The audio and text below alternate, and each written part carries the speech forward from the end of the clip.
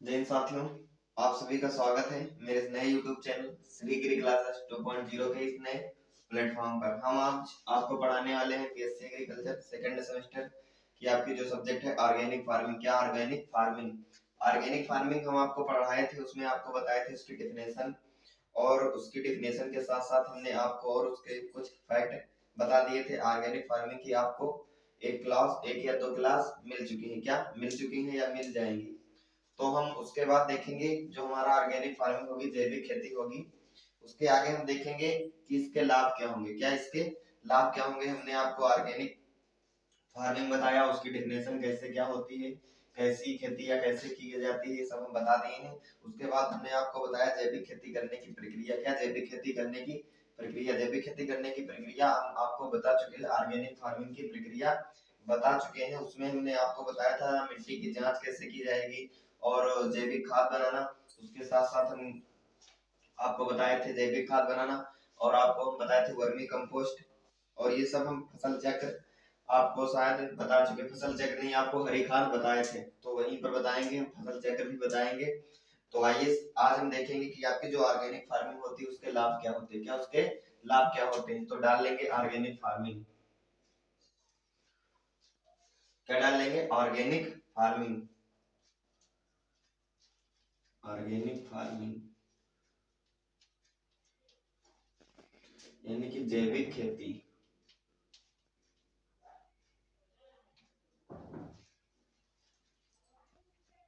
जैविक खेती और इस ऑर्गेनिक फार्मिंग यानी जैविक खेती में इसमें हम देखेंगे इसके लाभ क्या है,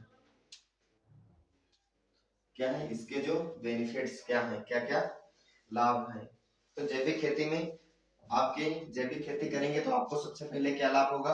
इसमें आपका एक पॉइंट बन जाएगा कि आपकी जो भूमि होगी, आप जिस भूमि पर जैविक खेती करेंगे उसकी उर्वरा क्षमता बढ़ेगी। क्या उर्वरा क्षमता बढ़ेगी? उसकी उर्वरता क्या हो जाएगी? बढ़ जाएगी, की उर्वरता में बढ़ोतरी होगी। जहां पर जिस भूमि पर या जिस खेत में आप ऑर्गेनिक फार्मिंग करेंगे, आप जैविक खेती करेंगे, तो रसायनों की अपेक्षा आपकी उर्वरा शक्ति में बढ़ोतरी होगी। तो सबसे पहले लिखेंगे इसमें जो आपका एक पॉइंट हो जाएगा वो हो जाएगा उर्वरक क्षमता बढ़ेगी। उर्वरक क्षमता बढ़ेगी। क्या होगी? उर्वरता क्षमता, उर्वरता क्षमता बढ़ेगी। उर्वरता क्षमता कैसे बढ़ेगी?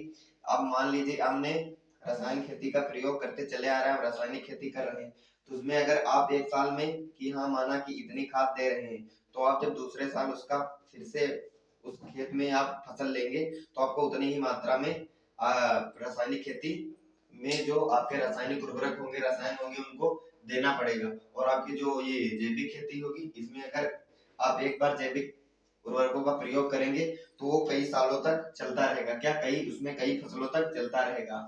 ठीक है, जैसे आप मान लीजिए आप ये दे रहे हैं खाद, आपकी गोबर की खाद जो होती है या हरी खाद होती है, तो 1 से 2 सालों तक उस खेत में चलती रहती है। क्या 1 से 2 सालों तक उस खेत में चलती रहती है। तो सबसे पहले आपका पॉइंट हो गया उर्वरक क्षमता बढ़ेगी। और आप क्या उर्वरक क्षमता कैसे बढ़ेगी हम आपको बता दिए। उसके बाद इसका जो दूसरा पॉइंट बनेगा वो बनेगा क्या?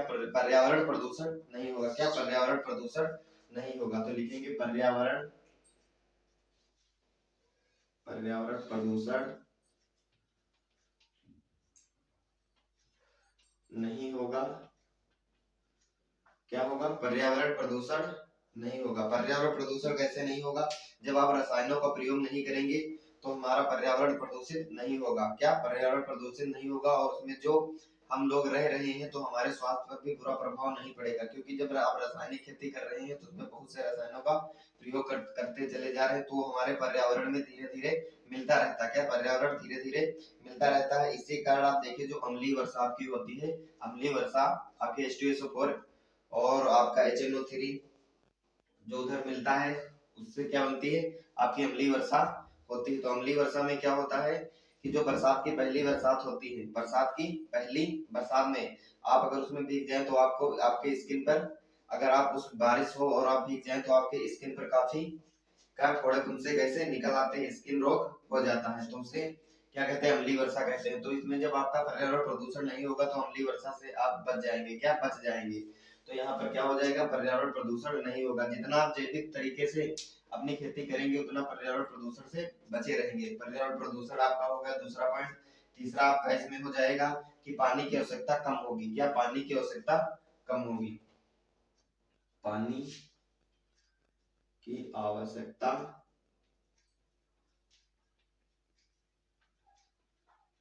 कम होगी। क्या होगा, पानी की आवश्यकता कम होगी। जब आप रसायनों का प्रयोग बहुत अधिक करते रहते हैं तो हमारे जो खेत होते हैं या भूमि होती है जहां पर आप रसायनों का प्रयोग कर रहे हैं उसकी क्या पानी की क्षमता बढ़ने लगती है। क्या पानी की क्षमता बढ़ने लगती है कि उस खेत को अधिक पानी की जरूरत होने लगती है, क्योंकि रसायन भूमि पर बहुत अपना इफेक्ट बहुत अच्छे तरीके से जमा लेते हैं। तो इसलिए उसमें पानी की आवश्यकता, खेत को पानी की फसल जब लगाएंगे आप फसल उत्पादन करेंगे तो उसमें पानी की आवश्यकता अधिक होगी। और अगर आप जैविक तरीके से करेंगे तो उसमें पानी की क्षमता घट जाती है। क्या पानी की क्षमता घट जाती है, और आपके रासायनिक खेती में पानी की क्षमता धीरे धीरे खेत की बढ़ती चली जाती है। ठीक है। और आपका जो इसमें चौथा पॉइंट हो जाएगा वो आपका हो जाएगा कि लागत कम और लाभ अधिक होगा। क्या लागत कम लाभ अधिक। क्या हो जाएगा, लागत कम लाभ अधिक। लागत कम कैसे होगी, लागत कम करने के लिए आप मान लीजिए आपके घर में कुछ सभी लोग के घर में क्या होते हैं पशु पाले जाते हैं, और उससे जो हम गोबर की खाद बनाते हैं, क्या FYM गोबर की खाद जो बनाते हैं वो हमको फ्री में मिल जाएगी। उधर आपको पशुओं से हमें, अगर आपने भैंस या गाय पाल रखी तो आपको दूध मिलेगा, और उसके साथ साथ उससे हमें क्या एक खाद भी अच्छी मात्रा में प्राप्त हो जाएगी। और वो जो खाद प्राप्त होगी उसमें हमें किसी भी उससे खरीदने की जरूरत नहीं होती। वो क्या खरीदने की जरूरत नहीं होती, आपके जो पशुपाल जो पशु होते हैं उसके मलमूत्र के द्वारा बनाई जाती है। तो क्या लागत कम लगेगी, क्या लागत कम लगेगी, क्योंकि उसमें रसायनों का प्रयोग जैविक खेती में नहीं होगा। उसी प्रकार आपकी जो ये आपकी इधर से जो आप डालते हैं खाद वाद वो आपको फ्री में मिलती रहेगी, तो लागत कम लगेगी और लाभ अधिक होगा। क्या लाभ अधिक होगा, लाभ अधिक कैसे, जैविक खेती में उत्पादन क्षमता बढ़ेगी। अगर आप फसल कोई लगा रहे हैं और जैविक तरीके से कर रहे हैं तो उसका उत्पादन अधिक होगा। क्या अपेक्षा किसके, रासायनिक खेती के। रासायनिक खेती की अपेक्षा जैविक खेती में अधिक उत्पादन वृद्धि देखी गई है। ठीक है।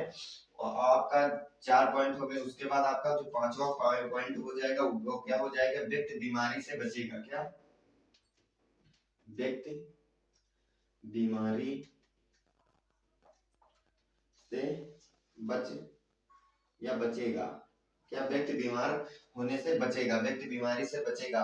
रसायनों का जब आप अब अधिक प्रयोग करते रहेंगे तो आप जब उस मान लीजिए आप कोई खाद्य फसल लगाए हुए हैं, आपने चावल की फसल लगाई हुई है, गेहूं की फसल लगाई हुई है, और उसमें आप रसायनों का प्रयोग बहुत अधिक कर रहे हैं, क्योंकि सभी लोग उसका उत्पादन बहुत अधिक चाहते हैं कि जितना उत्पादित हो उससे उतना उनको लाभ मिलेगा। इसलिए उसके उत्पादन क्षमता को बढ़ाने के लिए हम विभिन्न प्रकार के रासायनिक दवाओं व रासायनिक उर्वरकों का प्रयोग करते चले आ रहे हैं, सभी लोग कर रहे हैं। तो जब वो कर रहे हैं उसके बाद जब वो मनुष्य क्या भोजन के रूप में ग्रहण करेगा, जो चावल और गेहूं होंगे वो ग्रहण करेगा तो उसमें रसायनों का इफेक्ट होगा। क्या रसायनों का इफेक्ट होगा, जब रसायनों का इफेक्ट होगा तो वो बीमार पड़ेगा। क्या वो बीमार पड़ेगा, तो बीमार जब पड़ेगा तो आपकी आय क्या, बीमार हो जाओगे तो पैसा लगेगा। ठीक है, ये बात है। उसके बाद व्यक्ति बीमारी से बचेगा। उसके बाद आपका जो छठा पॉइंट हो जाएगा, तो आपका छठा पॉइंट होगा पर्यावरण संतुलन बना रहेगा। क्या पर्यावरण संतुलन बना रहेगा।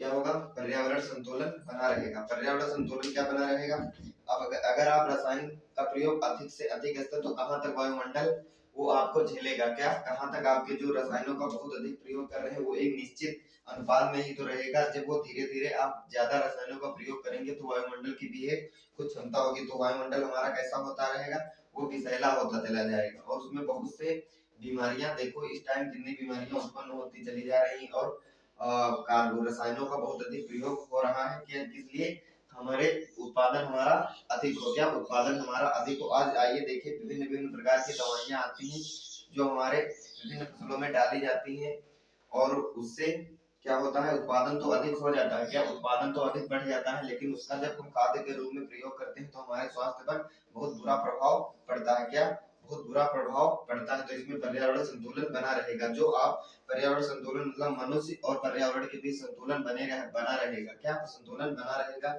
अगर आप जैविक तरीके से खेती करेंगे? क्योंकि जैविक खेती में किसी भी रसायन का प्रयोग नहीं होने वाला है। क्या किसी भी रसायन का प्रयोग नहीं होने वाला? आप मान लीजिए किसी खेत में कीट लग जाते हैं, तो आप अगर रासायनिक खेती कर रहे हैं तो उसमें दवाओं के माध्यम से ही वो कीट नष्ट होगा। क्या दवाओं के माध्यम से ही कीट नष्ट होगा? लेकिन आप अगर जैविक खेती कर रहे हैं तो आप कुछ ऐसे जैविक तरीके से, देखिए आपकी जो ये नीम की पत्ती होती है या कुछ ऐसे पौधे होते हैं जिनकी पत्तियों के द्वारा ही क्या जो कीट लग जाते हैं, बहुत से जो कुछ ऐसे कीट होते हैं जो इनकी पत्तियों से जो इसका वो निकाला जाता है, पत्तियों को उबाल कर इसका जो पानी होता है इसको स्प्रे करने से बहुत से कीट मर जाते हैं। क्या बहुत से कीट मर जाते हैं? तो ये आपका एक तरीका हो जाएगा क्या, जैविक तरीके से कीट का वो कीट को कैसे बचाएं। तो पर्यावरण संतुलन बना रहेगा। तो आपके कितने पॉइंट हो गए? 6 पॉइंट हो गए।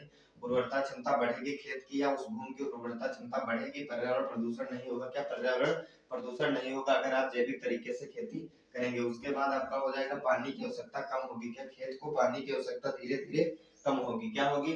खेत को पानी की आवश्यकता कम होगी। उसके बाद देखेंगे लागत कम और लाभ अधिक होगा। क्या लागत कम और लाभ अधिक होगा? उसके बाद व्यक्ति बीमारी से बच जाएगा। क्या व्यक्ति जो होगा वो बीमारी से बच जाएगा? जब किसान लोग होंगे वो बीमारी से बच जाएंगे। उसके बाद पर्यावरण संतुलन बना रहेगा। पर्यावरण संतुलन बना रहेगा। और आपका इसमें 7वां पॉइंट आप ये भी लिख सकते हैं कि उत्पादन में वृद्धि होगी। क्या उत्पादन में वृद्धि होगी? क्या अगर आप जैविक तरीके से खेती करेंगे तो उत्पादन में वृद्धि होगी। और आपका जो इसमें 8वां पॉइंट हो जाएगा, 8वां इसमें आप ये लिख सकते हैं कि हमें शुद्ध एवं पौष्टिक शुद्ध तरीके से क्या मिलेंगे? खाद्य पदार्थ। जैसे आपकी सब्जियां हो गई वो हमें शुद्ध प्रकार से मिलेंगी। क्या उनमें क्या होगी? प्योरिटी होगी। क्या होगी? उनमें प्योरिटी होगी। अगर आप जैविक तरीके से सब्जियों आदि को उगाएंगे तो उसमें क्या होगा? हमें 100% क्या मिलेगी? प्योरिटी मिलेगी। उसमें किसी भी प्रकार का रसायन नहीं होगा। तो क्या होगा? रसायन जब नहीं होगा तो हमारे स्वास्थ्य पर बुरा प्रभाव नहीं पड़ेगा। क्या हमारे स्वास्थ्य पर बुरा प्रभाव नहीं पड़ेगा? तो ये आपके क्या होते हैं? ऑर्गेनिक फार्मिंग के लाभ। क्या ऑर्गेनिक खेती के लाभ यानी जैविक खेती के लाभ हो गए। तो इस क्लास में हमने आपको बताया कि ऑर्गेनिक खेती के क्या क्या लाभ होते हैं। ये आपका सेकंड सेमेस्टर है। क्या है? Second semester. ये आपका सेकंड सेमेस्टर है। साथ साथ में हम सेकंड सेमेस्टर के साथ साथ आपका फर्स्ट सेमेस्टर भी लेकर चल रहे हैं। क्या लेकर चल रहे हैं? तो आज की क्लास में हम यही देखेंगे कि जैविक खेती के लाभ क्या होते हैं। इसके बाद हम आपको बताएंगे कि आपकी जो जैविक खेती है इसके बाद इसके सिद्धांत बताएंगे। क्या जैविक खेती के सिद्धांत बताएंगे? क्या बताएंगे? जैविक खेती के सिद्धांत बताएंगे। सिद्धांत के बाद आपका जो टॉपिक रहेगा तो इसके हो जाएंगे उद्देश्य। सिद्धांत के बाद क्या हो जाएगी? उद्देश्य। और उद्देश्य के बाद आपका हो जाएगा हमारा आ जाएगा इसका जो स्कोप इंडिया में कैसा कैसा है। क्या स्कोप इंडिया में कैसा कैसा है ये हम बताएंगे। तो आज की क्लास यहीं तक रखते हैं। आई होप आप लोगों को एकदम छोटा सा टॉपिक था, अच्छे से समझ में आया होगा। क्या अच्छे से समझ में आया होगा? और आप अगर हमारे चैनल पर नए हैं तो इसे लाइक करें, शेयर करें और सब्सक्राइब कर लें, क्योंकि यहाँ पर आपको बहुत अच्छी जानकारी मिलने वाली है विद प्रैक्टिकल के साथ। क्या विद प्रैक्टिकल के साथ मेरे द्वारा और उमेश सर के द्वारा आपको प्रैक्टिकल करवाए जा रहे हैं। क्या प्रैक्टिकल करवाए जा रहे हैं? उसमें आप जब प्लेलिस्ट में जाएंगे तो वहां पर आपको नए नए प्रैक्टिकल मिलेंगे। हर संडे को आपको एक नया प्रैक्टिकल मिलता रहता है। और आपको 2 या 4 और 4 तो 6 4 या 5 क्लास आपको रेगुलर मिलती रहती है। उसमें आपकी 2 शार्ट्स होती है और 2 उमेश सर के द्वारा और एक मेरे द्वारा क्लास आपको पर डे रेगुलर मिल रही है। तो बस ये क्लास यहीं तक रखते हैं। मिलते हैं अगली क्लास में किसी बेहतर टॉपिक के साथ। तब तक के लिए आप सभी को जय हिंद।